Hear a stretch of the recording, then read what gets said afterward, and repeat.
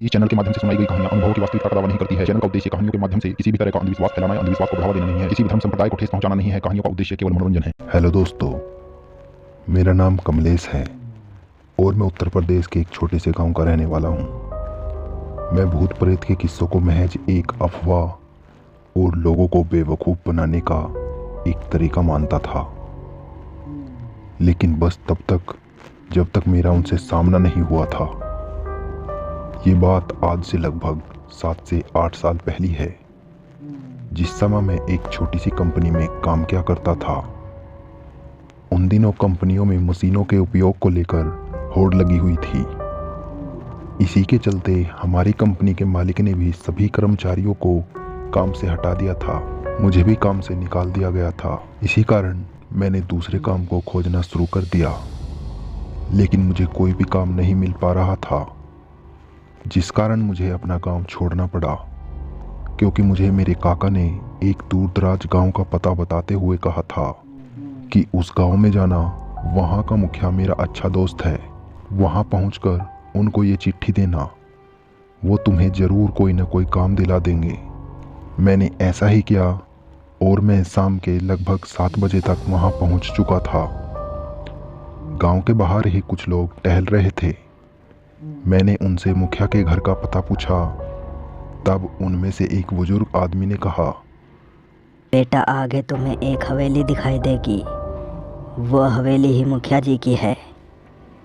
मैं आगे बढ़ने लगा और कुछ ही देर चलने के बाद मुझे एक बड़ा घर दिखाई दिया, जिसे देखकर मैं समझ चुका था कि ये ही मुखिया का घर है।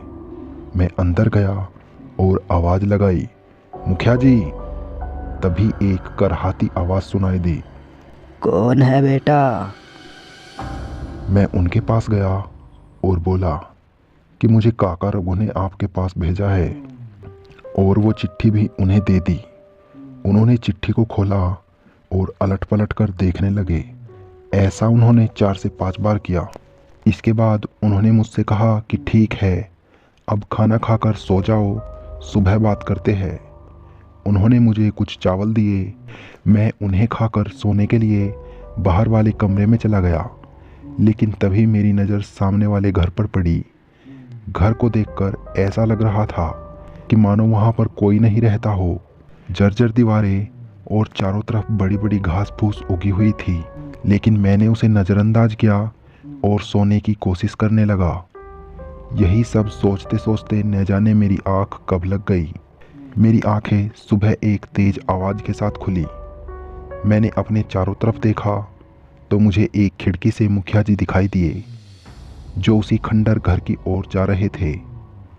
मैं धीरे से अपनी चारपाई से उठा और मुखिया जी के पीछे जाने लगा, लेकिन मुखिया जी किसी चीज़ से घबराए हुए प्रतीत हो रहे थे।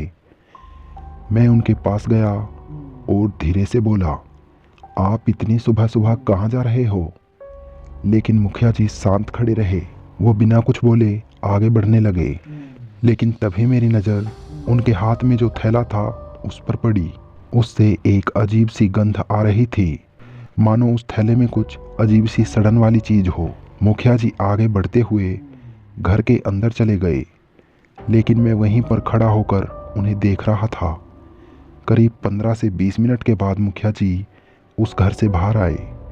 मैं वहीं पर खड़ा होकर उन्हें ही देख रहा था, लेकिन मुखिया जी बिना मुझसे कुछ कहे अंदर चले गए। उन्होंने एक बड़े से कमरे के अंदर जाकर अपने आप को अंदर बंद कर दिया। मैं ये सब देख ही रहा था, लेकिन तभी अंदर से कुछ अजीब अजीब सी आवाज़ें आने लगी। ऐसा लग रहा था जैसे अंदर मुखिया जी के अलावा कोई और भी मौजूद हो, लेकिन मैंने उस पर ज़्यादा ध्यान नहीं दिया और गांव में टहलने के लिए चला गया। गांव में घूमते हुए मुझे काफ़ी समय हो चुका था। अब मैं वापस हवेली जाना चाहता था, लेकिन तभी मुझे एक बुजुर्ग ने आवाज़ लगाई, बेटा, जरा इधर आओ। मैं उस बुजुर्ग के पास गया। तभी बुजुर्ग ने कहा, बेटा, इस गांव के तो नहीं लगते। कौन हो तुम? मैंने उन्हें बताया कि मैं काम के लिए यहाँ आया हुआ हूँ और मुखिया जी के घर पर ठहरा हुआ हूँ। ये सुनकर उन्होंने मुझसे कहा, ये तो ठीक है, पर बेटा मुखिया जी के सामने वाले घर से दूर रहना। तब मैंने उनसे कहा कि बाबा ऐसा क्या है उस घर में। उन्होंने मुझे आगे बताना शुरू किया। उस घर में आज से लगभग 7 साल पहले एक ब्राह्मण परिवार रहता था। उनके परिवार में 4 लड़के, 2 लड़कियां, पंडित जी और उनकी पत्नी रहते थे। वो बड़ा ही खुशहाल परिवार था, लेकिन तब तक जब तक उनके बड़े लड़के, जिसका नाम रामदास था, उसका विवाह नहीं हुआ था। रामदास का विवाह पास ही के गांव से हुआ था। लड़की के माता पिता पहले ही चल बसे थे। उसका इस दुनिया में कोई नहीं था। वो देखने में किसी अप्सरा से कम नहीं थी। लेकिन एक रात जब रामदास की आंखें देर रात खुली, तब उसने देखा कि उसकी पत्नी बिस्तर पर नहीं थी। उसने सोचा कि यहीं पर होगी, लेकिन जब बहुत देर होने के बाद भी वो वापस नहीं आई, तब रामदास ने उसे ढूंढना शुरू किया, लेकिन उसकी पत्नी घर में कहीं भी नहीं थी। उसने पीछे के जंगल की ओर रुख किया। तब उसे आगे दूर एक लाल रोशनी दिखाई दी। उसने उस ओर बढ़ना जारी रखा और पास जाकर देखा कि उसकी पत्नी नग्न अवस्था में एक शैतान के साथ संभोग कर रही थी। वो लाल रोशनी जो उसने देखी थी शैतान के सींगों से निकल रही थी और उसके आसपास काली परछाइयाँ घूम रही थी। अपनी पत्नी का ये रूप देखकर रामदास दंग रह गया और वो चुपचाप वहाँ से अपने घर आकर सोने का दिखावा करने लगा। उसके आने के कुछ देर बाद ही उसकी पत्नी भी वहाँ आ गई, लेकिन रामदास की नींद उड़ चुकी थी। उसने धीरे से अपनी पत्नी को छुआ, लेकिन उसका हाथ जल उठा। उसकी पत्नी का शरीर बिल्कुल गर्म लोहे की तरह जल रहा था। उसने जल्दी से अपने हाथ को हटाया और चिल्लाने लगा, जिसे सुनकर धीरे से उसकी पत्नी ने कहा, मैं जानती हूँ तुम्हें सब कुछ पता चल चुका है। ये बात अपने तक सीमित रखना, वरना तुम में से कोई भी जीवित नहीं बचेगा। उसने आगे कहा, मैं कोई साधारण स्त्री नहीं, बल्कि शैतान की उपासक हूँ। मुझे तभी पता चल गया था जब तुम मुझे जंगल में देख रहे थे। मैं चाहती तो तुम्हें उसी वक्त मार डालती, लेकिन मैंने तुम्हें छोड़ दिया। उसने अभी अपनी बात पूरी भी नहीं की थी कि तभी वो शैतान वहाँ आ जाता है। उसके वहाँ आते ही चारों ओर से अजीब अजीब सी आवाज़ें आने लगती है और चारों तरफ काली परछाइयाँ घूमने लगती है, जिसे देखकर रामदास डर से कांपने लगता है। वो शैतान घूरते हुए रामदास पर झपटता है और उसे घायल कर देता है। वो रामदास को मारने ही वाला था, लेकिन रामदास की पत्नी उसे रोकते हुए कहती है कि इस बार छोड़ दो। शैतान मान जाता है और रामदास को छोड़ देता है, लेकिन रामदास की पत्नी को अपनी गोद में उठाकर वहाँ से गायब हो जाता है।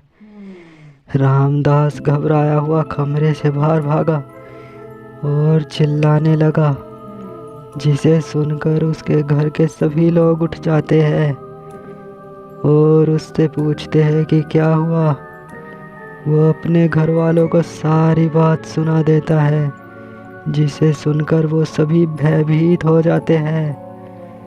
सुबह होते ही वो मुखिया और आसपास के लोगों को इकट्ठा करते हैं और उन्हें सारी बात बताते हैं, जिसके बाद रामदास उन्हें जंगल में उस स्थान पर लेकर जाता है जहाँ उसने रात में उस शैतान और अपनी पत्नी को देखा था। जब वह उस स्थान पर जाकर देखते हैं तो सब लोग हैरान हो जाते हैं, क्योंकि वहाँ पर एक लाल घेरा बना हुआ था, जिसके अंदर गुड़िया, हल्दी, कुमकुम और एक जानवर का मृत शरीर पड़ा हुआ था। वो सभी लोग उस स्थान पर केरोसिन का तेल डालकर आग लगा देते हैं, लेकिन ये उन लोगों की सबसे बड़ी गलती थी जो उन्होंने कर दी थी। इसके बाद वो सभी लोग अपने अपने घर चले जाते हैं, लेकिन उस रात मौत का तांडव होता है। ये बताते हुए वो बुजुर्ग रुक जाता है। कमलेश कहता है कि बाबा आगे क्या हुआ? बुजुर्ग बात को जारी रखते हुए आगे कहता है कि उस रात रामदास की पत्नी वापस घर आती है। वो बहुत क्रोध में लग रही थी। उसकी आंखें एकदम लाल अंगारों की तरह जल रही थी। वो उन सब से बोलती है कि तुम में से कोई नहीं बचेगा। तभी वो एक भयानक रूप धारण कर लेती है और उनसे आगे बताती है कि मैं शैतान की बेटी हूँ, मैं और मेरा पति। तभी वो शैतान भी वहाँ प्रकट हो जाता है। हम दोनों मिलकर शैतान के देवता महान शैतान को अपनी औलाद के रूप में चाहते थे। हमारी पूजा पूरी ही होने वाली थी, लेकिन तुमने पूजा की सामग्री और उस स्थान को जलाकर ठीक नहीं किया। वह आगे बताती है पूजा समाप्त होने के बाद हमें एक ब्राह्मण परिवार की भेंट देनी थी, जिस कारण मैंने तुमसे शादी की। इसके बाद वो शांत हो जाती है और तभी रामदास को पकड़कर वो शैतान दूर भगा देता है और फिर वो बड़ी ही बेरहमी के साथ वहाँ मौजूद सभी लोगों को मार डालते हैं। वहाँ से रोने, चीखने और चिल्लाने की आवाज़ें पूरे गांव में गूंज उठती है और बाद में वो बड़ी ही बेरहमी से रामदास का गला धड़ से अलग कर देते हैं, जिसके बाद वहाँ पर सन्नाटा सा छा जाता है। बुजुर्ग खांसते हुए चुप हो जाता है और कमलेश उससे बातें सुनने के बाद हवेली में वापस आ जाता है। लेकिन वो वहाँ पर आकर देखता है कि सरपंच बाहर ही बैठे हुए थे। वो उनसे बिना कुछ कहे उनके पास जाकर बैठ जाता है। तब सरपंच उसे खाना ला कर देता है। खाना खाने के बाद वो सरपंच के साथ खेतों पर चला जाता है। उसके दिमाग में बस एक ही बात चल रही थी कि जो कुछ उसे उस बुजुर्ग आदमी ने बताया, क्या वो सच हो सकता है? उसे ये बातें महज काल्पनिक लग रही थी। वो इन बातों को नकारते हुए कहता है कि ये सब बातें बनावटी है, शैतान जैसा कुछ नहीं होता। वो रात को उस घर के अंदर जाकर सच के पता लगाने की सोचता है। दिन ढलता है और रात हो जाती है। वो बिना सरपंच से कुछ कहे उस घर में चला जाता है। वो देखता है कि अंदर का माहौल बेहद ही डरावना था। चारों तरफ घना घास फूस और घने जाले लटके हुए थे। अंदर उसे एक पीपल का पेड़ भी नजर आता है, लेकिन तभी उसे कमरे से किसी के रोने की आवाज़ सुनाई देती है। वो डरते डरते उस ओर बढ़ता है, लेकिन जैसे ही वो कमरे के पास जाता है, वो कान लगाकर अंदर की आवाज़ें सुनने की कोशिश करता है। तभी उसे दूसरे कमरे से किसी के हंसने की आवाज़ सुनाई देती है। जिस कमरे के पास वो खड़ा था, उसके अंदर से भी उसे डरावनी हंसी सुनाई देती है। वो वहाँ से भागने की कोशिश करता है, लेकिन मेन डोर बंद हो चुका था। वो हिम्मत करते हुए अंदर जाता है। तभी उसे किसी औरत की जोरदार चीख सुनाई देती है। उस औरत ने घुर्राते हुए कहा, दरवाजा खोल। वो धीरे धीरे दरवाजे के पास जाता है और पूरी ताकत लगाकर उसे खोल देता है। दरवाजा खुलते ही एक डरावनी हंसी पूरे वातावरण में गूंज उठती है। उसने अंदर देखा कि एक औरत जो बेहद ही डरावनी थी, जंजीरों से बंधी हुई वहां पर लटक रही थी। उस औरत ने चीखते हुए कहा, मुझे आजाद करो। कमलेश डर के कारण कांप रहा था। वो इतना डर चुका था कि उसके मुंह से शब्द बाहर नहीं निकल पा रहे थे। तभी वो वहां से भागा और दूसरे कमरे का दरवाजा खोलकर उसमें अंदर चला जाता है। जब उसकी नज़र कमरे के एक कोने में पड़ती है तो वो डर से थर थर कांपने लगता है, क्योंकि वो शैतान उसी कमरे में था जो अब आज़ाद हो चुका था। वो ठाका मारकर एक जोरदार हंसी में हंसता है। कमलेश वहाँ से भाग निकलता है और पीपल के पेड़ के पीछे जाकर छिप जाता है। तभी चारों तरफ काली काली परछाइयाँ नजर आने लगती है। वो कमलेश को ही ढूंढ रही थी। कमलेश डरा सहमा सा अपने आप को छुपाने की कोशिश कर रहा था, लेकिन तभी उसे पीपल के पेड़ के नीचे जाने का एक रास्ता नजर आता है। वो उसमें अंदर चला जाता है। अंदर घुप अंधेरा था। वो और भीतर जाता है। तभी उसे किसी के धीमे धीमे रोने की आवाज़ सुनाई देती है, जिसे सुनकर वो थर थर कांपने लगता है। लेकिन वो रोने की आवाज़ कमलेश को आए जा रही थी। कमलेश का अब डर से बुरा हाल हो चुका था। तभी उसे एक आवाज़ सुनाई देती है, कमलेश, मेरी मदद करो। तब कमलेश चिल्लाता है, मुझे छोड़ दो, जाने दो मुझे। वो आवाज़ कमलेश से कहती है कि अब तुम्हें केवल मैं ही बचा सकता हूँ। कमलेश उस ओर बढ़ता है और उस आत्मा को आज़ाद कर देता है।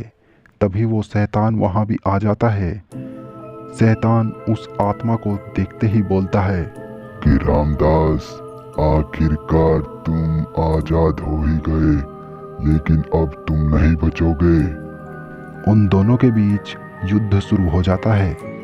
रामदास की आत्मा कमलेश को एक धारदार हथियार देते हुए कहती है कि ऊपर जो औरत की आत्मा तुमने देखी थी वो अभी भी कैद है। इस खंजर से उसके दिल पर वार करना। अगर वो मर गई तो ये शैतान खुद ब खुद नष्ट हो जाएगा, क्योंकि इसकी शक्तियाँ उससे ही जुड़ी हुई हैं। कमलेश उस खंजर को लेकर ऊपर की ओर भागा, लेकिन चारों तरफ काली परछाइयाँ थी जो उसे पकड़ना चाहती थी। कमलेश किसी तरह उनसे बचता हुआ अंदर जाता है और उस धारदार खंजर से उस औरत के दिल को बाहर निकाल देता है। उस औरत के मरते ही सब कुछ शांत हो जाता है। काली परछाइयाँ अचानक से कहीं गायब हो जाती है और वो शैतान आग में जलकर मारा जाता है। कमलेश वहाँ से बाहर भागता है और हवेली में जाकर वह सो जाता है।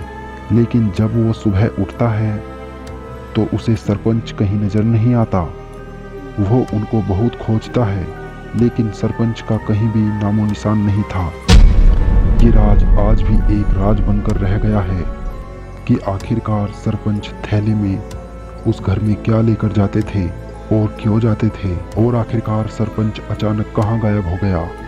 ये राज आज भी एक राज ही बना हुआ है, जिसका जवाब मुझे कहीं नहीं मिला। क्या आप बता सकते हैं कि आखिरकार सरपंच अचानक से कहाँ गायब हो गया और वो कौन था? मिलते हैं अगली वीडियो के साथ। तब तक के लिए घबराते रहिए। धन्यवाद। हेलो दोस्तों, मेरा नाम कालूराम है और मैं बिहार के एक छोटे से गांव का रहने वाला हूं, लेकिन अब मैं गुजरात के सूरत शहर में बस चुका हूं। ये कहानी मेरी जवानी के दिनों की है, क्योंकि आज मेरी उम्र लगभग 70 साल हो चुकी है और मैं बस कुछ ही दिनों का मेहमान हूँ, क्योंकि मैं ब्रेन ट्यूमर जैसी घातक बीमारी से जूझ रहा हूँ।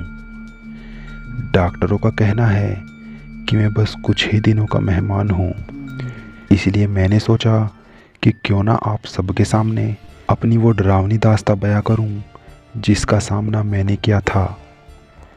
ये कहानी लगभग सन 1975 की है, जिस समय मेरी नई नई नौकरी एक अध्यापक के रूप में लगी थी। उन दिनों मास्टर बनने के लिए आज की तरह एग्ज़ाम देना नहीं पड़ता था, बस अच्छी शिक्षा कर लेने वाले और एक सिफारिश से काम हो जाता था। इसी के चलते मुझे ट्रेनिंग के लिए जाना था और उन दिनों ट्रेनिंग आपके निवास स्थान से लगभग 40 से 50 किलोमीटर दूर होती थी, जिस कारण मुझे एक दूर दराज गांव में भेज दिया गया जो घने जंगलों के बीच बसा था। मैं सुबह सुबह उस गांव के लिए निकल पड़ा, क्योंकि मेरे पास एक पुराना लूना था, जिससे उस गांव तक पहुंचने में मुझे ज़्यादा समय नहीं लगा और मैं 2 से 3 घंटे में ही उस गांव में पहुंच गया। घने जंगलों के बीच बसा होने के कारण उस गांव में एक अजीब सी शांति थी।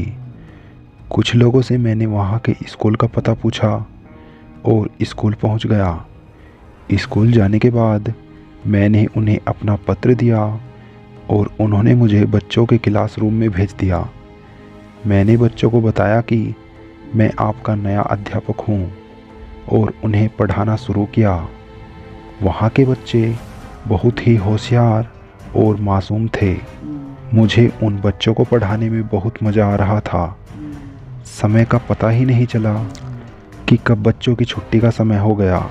मेरा पहला दिन बहुत अच्छा गुजरा था। मैंने अपनी लूना उठाई और निकल पड़ा अपने घर की ओर। लेकिन घर पहुंचने में मुझे काफ़ी समय हो चुका था, जिस कारण मेरे पिता ने मुझे उसी गांव में ठहरने के लिए कहा कि बेटा वहीं पर उसी गांव में रुक जाया करो। बस कुछ ही दिनों की बात है, एक बार तुम्हारी ट्रेनिंग पूरी हो जाए, इसके बाद आसपास ही अपना ट्रांसफ़र करवा लेना। लेकिन मैं वहाँ पर रुकना नहीं चाहता था, क्योंकि उन दिनों मेरी बहन और माँ की तबीयत कुछ ख़राब रहती थी, जिस कारण उनकी देखभाल मुझे ही करनी पड़ती थी। अगली सुबह मैं फिर अपनी लूना लेकर निकल पड़ा और इस बार मैं समय से पहले ही स्कूल पहुंच चुका था, जिस कारण मैंने सोचा कि चलो थोड़ा गांव में घूम कर आता हूं और इसी बहाने बच्चों के माता पिताओं से भी मिल लूँगा। बस यही सोचकर मैं गांव में घूम रहा था। तभी मुझे एक व्यक्ति ने आवाज़ लगाई, मास्टर जी। मैं उस तरफ मुड़ा तो एक हट्टा कट्टा आदमी मेरी ही ओर देखकर मुझे अपनी ओर बुला रहा था। मैं उसके पास गया और वो मुझसे कहने लगा कि मेरी बेटी भी आपके स्कूल में ही पढ़ती है। उसने कल स्कूल से आने के बाद हमें बताया था कि आज स्कूल में नए अध्यापक आए हैं। मैं आज आपसे मिलने के लिए स्कूल आने वाला था, लेकिन जब आपको देखा तो सोचा कि आपसे बता दूं, क्योंकि आप यहाँ नए हैं और यहाँ होने वाली घटनाओं के बारे में आप नहीं जानते। इस गांव से बाहर जो घना जंगल पड़ता है ना, वहाँ पर एक अजीब सी दिखने वाली औरत नज़र आती है, जिसके बारे में कहा जाता है कि वो बिल्कुल नग्न अवस्था में दिखाई देती है और जो भी उसके जाल में फंस जाता है वो उसे अपने साथ लेकर कहीं गायब हो जाती है। इस गांव से ऐसे अनेक युवा और बच्चे गायब हो चुके हैं जो इन बातों को नकारते हुए उस जंगल में रात के समय जाते हैं। आप दूर से आते हैं, थोड़ा आप भी इस बात का ध्यान रखना कि कभी आपको भी कुछ ऐसा नज़र आए तो उससे दूर रहने की कोशिश करना। मैंने उसकी हाँ में हाँ मिलाते हुए कहा कि अच्छा जी, अब मुझे चलना चाहिए, स्कूल का समय हो चुका है। इसी के साथ मैं स्कूल की ओर निकल पड़ा। वहाँ जाकर देखा तो सभी बच्चे स्कूल में आ चुके थे और आपकी जानकारी के लिए बता दूं कि उस स्कूल में एक और अध्यापक थे जो वहीं पास ही के रहने वाले थे। हम दोनों ने आज एक साथ मिलकर बच्चों को पढ़ाया और छुट्टी के बाद वो अध्यापक मुझे कुछ रजिस्टर देते हुए बोले कि ये कुछ बच्चों की डिटेल्स है जो हमें इस दूसरे रजिस्टर में चढ़ानी है, लेकिन मेरी पत्नी गर्भ से है, जिस कारण मुझे जल्दी घर जाना होगा और कल कुछ अधिकारी भी आने वाले हैं, जिस कारण तुम इस काम को पूरा करने के बाद चले जाना। वो अध्यापक मुझे रजिस्टर देकर जा चुका था। मुझे गुस्सा तो आया, पर वो काम तो पूरा करना ही था। काम करते करते मुझे वहीं पर अंधेरा हो चुका था। इसके बाद मैंने स्कूल को बंद किया और निकल पड़ा अपने घर की ओर। लेकिन आज मुझे कुछ अजीब सी किसी औरत के पायल की आवाज़ आ रही थी। ऐसा लग रहा था मानो कोई औरत मेरा पीछा कर रही हो। मैंने रुककर आसपास देखा, लेकिन चारों तरफ सन्नाटा था। मुझे कुछ भी ऐसा नज़र नहीं आया जिसे देखकर मुझे डर या घबराहट हो। मैंने फिर से अपनी लूना को स्टार्ट किया और आगे बढ़ने लगा, लेकिन अचानक मेरे सामने एक औरत आ गई, जिससे मेरी लूना टकरा गई और वो औरत दूर जाकर गिरी। गिरने के कारण चोट तो मुझे भी लगी थी, लेकिन मैं जल्दी से उठा और उस औरत को उठाने लगा, लेकिन वो शायद बेहोश हो चुकी थी। मैं घबरा गया और अपने साथ वाले थैले से पानी की बोतल निकालकर उस औरत के मुंह पर छींटे मारने लगा। तभी उस औरत को होश आया और वो मुझसे पल्लू करते हुए बोली कि माफ़ कीजिए, गलती मेरी है, मैं आपकी लूना के सामने आ गई, आपको चोट तो नहीं लगी? मैंने अपने माथे को साफ करते हुए कहा कि नहीं, मैं ठीक हूँ। तभी उस औरत ने मेरे माथे की तरफ देखते हुए कहा कि बाबूजी, झूठ क्यों बोल रहे हो? आपको तो बहुत चोट आई है। आप मेरे साथ चलिए, यहीं पास में ही मेरी झोपड़ी है जिसमें कुछ दवाइयाँ और पट्टी रखी हुई है। मैंने बहुत मना किया लेकिन वो मान नहीं रही थी। तभी उसने मेरा हाथ पकड़ा और मुझे खींचते हुए कहने लगी, बाबूजी, आपको गहरी चोट लगी है। अगर आपको कुछ हो गया तो मैं अपने आप को कभी माफ़ नहीं कर पाऊंगी। मैं भी उसके साथ जाने लगा क्योंकि मैंने ऐसी औरत अपनी ज़िंदगी में आज तक नहीं देखी थी। उसके लाल सुर्ख होठ, लचीला बदन और गोरी चमड़ी, उसे देखकर ऐसा लग रहा था मानो स्वर्ग से अप्सरा सीधे इस जंगल में उतर आई हो। तभी उसने मुझसे कहा, बाबूजी, आप यहाँ इतनी रात में क्या करने आए थे?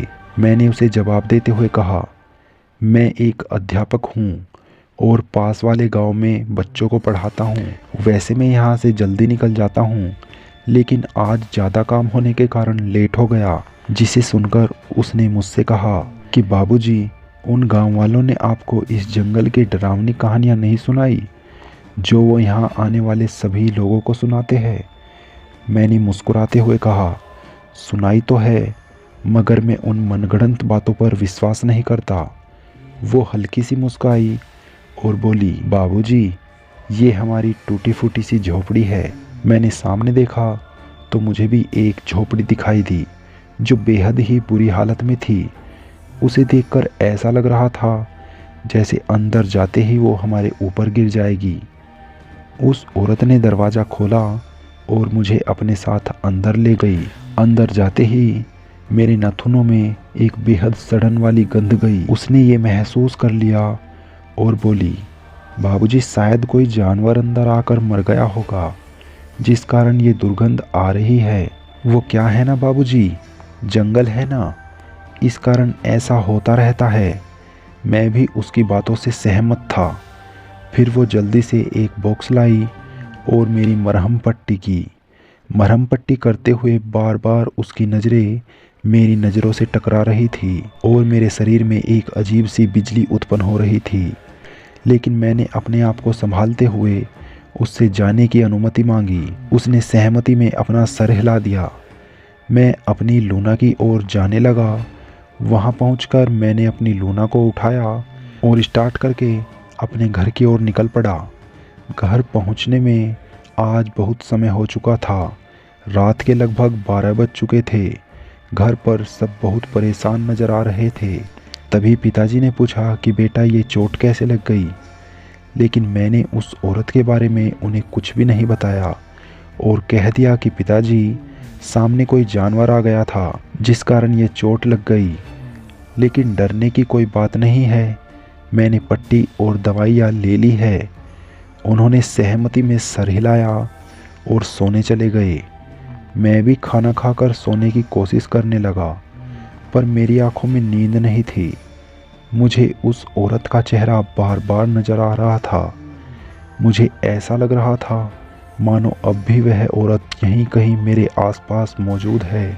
मेरी पूरी रात बस उसी के ख्यालों में बीत चुकी थी। सुबह होते ही मैं फिर से स्कूल के लिए निकल पड़ा, लेकिन आज एक अजीब सी कमजोरी महसूस हो रही थी। पूरा दिन बच्चों को पढ़ाया, इसके बाद कुछ सरकारी अधिकारी आ गए जिस कारण मुझे आज फिर से अंधेरा हो चुका था। मैं उसी जंगल से गुजर रहा था, लेकिन आज मुझे कुछ भी अजीब महसूस नहीं हुआ। मेरी नज़रें उस औरत को ढूंढ रही थी, लेकिन आज वो मुझे कहीं भी नज़र नहीं आ रही थी, जिस कारण मैंने अपनी लूना को उसकी झोपड़ी की ओर मोड़ दिया। लेकिन मैं वहां पहुंचकर हैरान हो गया क्योंकि वहां पर आज कोई भी झोपड़ी नहीं थी। मैं हैरान परेशान। फिर मैंने सोचा कि मैं शायद गलत जगह आ गया हूं, लेकिन मैंने जब उस स्थान को देखा जहां पर कल मैं उस औरत से टकराया था, तब मैंने देखा कि मैं बिल्कुल सही जगह पर गया था। लेकिन वो झोपड़ी अचानक कहाँ गायब हो गई। मैं इसी पेशकश में फंसा हुआ अपने घर की ओर निकल पड़ा, लेकिन आज मुझे मेरी लूना कुछ भारी सी महसूस हो रही थी। ऐसा लग रहा था मानो उस पर आज बहुत भारी सामान रखा हुआ हो। लेकिन जब मैं अपने घर के पास पहुंचा तो अचानक लूना मुझे हल्की होती महसूस हुई। मैंने लूना को खड़ा किया और अंदर चला गया। मेरे पिताजी आज घर पर नहीं थे। माँ के पास जाकर पता चला कि पिताजी अपने किसी दोस्त के साथ बाहर गए हुए हैं और वो कल शाम तक वापस आएंगे। अगले दिन रविवार था, जिस कारण कल मेरी भी छुट्टी थी। मैंने अपनी माँ और बहन से कुछ बातें की और सोने के लिए अंदर चला गया। मैं लेटा ही था, तभी मुझे ऐसा महसूस हुआ जैसे कोई मेरे पास बैठकर हल्के हाथों से मेरे बालों को सहला रहा हो। मैंने सोचा कि शायद माँ होगी। तब मैंने कहा कि माँ, आप जाकर सो जाओ। मैंने ये कहा ही था कि मुझे हल्की सी बेहद मनमोहक हंसी सुनाई दी, जिसे सुनकर मैंने अपनी आंखें खोली, लेकिन मेरे आसपास कोई नहीं था। मैंने अंदर जाकर माँ को देखा, लेकिन वो सो चुकी थी। मैं अपने कमरे में गया और इसे अपना भ्रम मानकर सो गया। सुबह उठा तो देखा कि माँ और बहन आज जल्दी ही उठ चुके थे। मैं उनके पास गया, तब माँ ने मुझसे कहा कि बेटा, आज मुझे अपनी तबीयत कुछ ठीक सी लग रही थी, जिस कारण मैंने सोचा कि काम में तुम्हारी कुछ मदद कर दूं। उस दिन मैंने पूरे दिन अपने सभी कामों को खत्म किया। शाम होते ही पिताजी भी घर आ गए और वो माँ और बहन को देखकर आश्चर्यचकित थे, क्योंकि वो आज बेहद हष्ट-पुष्ट लग रही थी। फिर पिताजी ने उन्हें दवाइयाँ दी और मैं सोने के लिए चला गया। सुबह मैं फिर स्कूल के लिए निकल पड़ा। छुट्टी के बाद मैं उस जंगल में गया, क्योंकि मैं उस औरत से एक बार और मिलना चाहता था। मैंने उसकी झोपड़ी को ढूंढना शुरू किया, लेकिन वो मुझे कहीं भी नज़र नहीं आ रही थी। उसको ढूंढते ढूंढते मुझे अंधेरा हो चुका था। मैं अपने घर की ओर जाने ही वाला था कि तभी मुझे किसी औरत के चिल्लाने की आवाज़ सुनाई दी। वो आवाज़ बेहद ही मध्यम सी सुनाई दे रही थी। तभी एक औरत बिल्कुल नग्न अवस्था में मेरे पीछे आकर छिपने लगी। मुझे 3 से 4 आदमी उस ओर आते हुए नजर आए, जो उसका पीछा कर रहे थे, लेकिन मुझे वहाँ पर देखकर वो भाग निकले। मैंने उस औरत को अपनी शर्ट और अपने थैले से निकालकर एक कपड़ा दिया, जिनसे उसने अपने शरीर को ढक लिया। मैंने बिना उसकी ओर देखते हुए उससे कहा कि कौन हो तुम और वो आदमी तुम्हारा पीछा क्यों कर रहे थे। उस औरत ने मेरे सामने आते हुए कहा कि वो मेरी इज्जत लूटना चाहते थे। उस औरत का चेहरा देखकर मेरे होठों पर मुस्कान आ गई, क्योंकि ये वही औरत थी जिसे मैं ढूंढ रहा था। लेकिन वो मासूम सी सिर नीचे किए मेरे सामने खड़ी थी। मैंने उससे कहा कि चलो मैं तुम्हें तुम्हारे घर तक छोड़ देता हूँ। वो पीछे बैठ गई और मैं उसकी झोपड़ी की ओर बढ़ने लगा। जब मैं वहाँ पहुँचा तो मैं हैरान परेशान, क्योंकि वो झोपड़ी मेरे सामने थी, जिसे इतना ढूंढने के बाद भी मैं खोज नहीं पाया था। मैंने उससे कहा कि ये तुम्हारी झोपड़ी जादुई लगती है। जब तुम साथ होती हो तब ये नज़र आती है, लेकिन बाद में न जाने कहाँ गायब हो जाती है। वो मुस्कुराई और अंदर चली गई। जब वो अंदर से अपनी लाल साड़ी पहन कर आई, तब मेरी नज़रें उससे हटाए से भी नहीं हट रही थी। ऐसा लग रहा था मानो उसमें कोई सम्मोहन हो जो मुझे उसकी ओर खींच रहा है। मैंने किसी तरह अपने आप को काबू किया। उसने मुझसे कहा, बाबूजी, आपके कपड़े। मैंने शर्ट पहनी। तब उस औरत ने मेरा धन्यवाद करते हुए कहा कि बाबूजी, आज अगर आप सही समय पर नहीं आते तो ना जाने मेरे साथ वो लोग क्या करते। मैंने उससे कहा, लेकिन तुम इस जंगल में अकेले क्यों रहती हो? तब उस औरत ने मुझसे कहा कि बाबूजी, मेरी मजबूरी है। मैं इस जंगल को बस कुछ घंटों के लिए छोड़ सकती हूँ, हमेशा के लिए नहीं। मुझे उसका ये जवाब कुछ अटपटा सा लगा, लेकिन आज मेरा मन उससे दूर जाने का नहीं था। इसलिए मैंने उसके पास बहुत समय बिताया और उससे ढेरों बातें की। मैंने उससे कहा कि अगर मैं तुमसे दोबारा मिलना चाहूँ तो तुम कहाँ मिलोगी। तब उसने मुझसे कहा कि इस जंगल में मोहिनी, ऐसा कहकर मुझे आवाज़ लगाना, मैं आ जाऊंगी। मैंने हाँ में अपना सर हिला दिया और निकल पड़ा अपने घर की ओर। लेकिन अगली सुबह जब मैं उस गांव में पहुंचा तो मुझे वहां पर बहुत ज़्यादा हलचल दिखाई दी। लोगों में डर था और वो सभी एक खास स्थान की ओर जा रहे थे। मैंने भी उसी ओर रुख किया और वहां पहुंचकर देखा कि 3 आदमियों की लाशें एक पेड़ पर लटक रही थी, जिनकी आंखें खाली और गले का मांस गायब था। ऐसा लग रहा था किसी ने बहुत ही बेरहमी से उनकी हत्या की हो। तभी एक तांत्रिक वहां आया जिसको गांव वालों ने ही बुलाया था। वो चीख चीख कर कहने लगा कि इनकी हत्याएं मोहिनी ने की है। ये नाम सुनकर मैं चौंक उठा, क्योंकि उस लड़की का नाम भी मोहिनी ही था। तभी तांत्रिक ने कहा, मैंने तुम लोगों को उस जंगल में जाने के लिए मना किया था ना, लेकिन तुम लापरवाह लोगों की वजह से वो और शक्तिशाली होती जा रही है। अगर ऐसा ही चलता रहा तो जल्द ही ये गांव वीरान हो जाएगा। वहां पर मौजूद लोगों ने उससे बचने का उपाय पूछा। तब तांत्रिक ने कहा, उससे बचने का बस एक ही उपाय है, तुम्हारी काम वासना। जो उसे देखकर कामुक होगा वह उसे कभी नहीं छोड़ेगी। इसके बाद उन 3 लोगों का अंतिम संस्कार किया गया। इन सभी कामों में शाम हो चुकी थी। मैं अपने घर की ओर जाने लगा, लेकिन मैं आज इतना घबरा चुका था कि मैं मोहिनी से मिलना भी नहीं चाहता था। लेकिन आज वो मेरा पीछा कर रही थी। मैं डरा सहमा सा अपनी लोना को तेजी से चलाए जा रहा था, लेकिन वो ना जाने कब मेरे सामने आकर खड़ी हो गई। मुझे पता तक ना चला। उसने मेरी लूना को अपने एक हाथ से ही जाम कर दिया। मैं भागना तो चाहता था, लेकिन उसने मुझे पकड़ लिया। उसने मुझसे कहा कि तुम जान चुके हो कि मैं कौन हूँ। मैं तुम्हें मारना चाहती तो कब का मार डालती, लेकिन मैं तुमसे प्यार करने लगी हूँ और मुझे मिले श्राप के अनुसार मैं तब तक रात में इस जंगल में भटकने वालों का शिकार करती रहूँगी, जब तक कोई ऐसा मर्द मुझे नहीं मिलता जो मुझे देखकर कामुक ना हो। लेकिन तुम ऐसे पहले मर्द हो जो मुझे देखने के बाद भी कामुक नहीं हुए। मेरा श्राप केवल तुम ही तोड़ सकते हो, जिसके बाद मैं भी अपना जीवन साधारण रूप से बिता सकूंगी। मैंने उससे उसके श्राप के बारे में पूछा। तब उसने मुझे बताना शुरू किया कि आज से लगभग 1000 साल पहले, जिस समय यहाँ पर सिर्फ और सिर्फ जंगल था, मैं अपनी कुछ सहेलियों के साथ यहाँ घूमने आई थी। तब हमने यहाँ पर एक ऋषि को तपस्या में लीन देखा, जो अपनी तपस्या में इतना लीन था कि उसे हमारे यहाँ आने तक का भी एहसास नहीं था। लेकिन उस ऋषि के तेज और रूप को देखकर मैं उस पर मोहित हो गई और मेरी कामुकता जाग उठी। तब मैंने उस ऋषि के साथ संभोग करने की ठानी और उसके गुप्तांगों को सहलाने लगी, जिस कारण उस ऋषि की तपस्या भंग हो गई।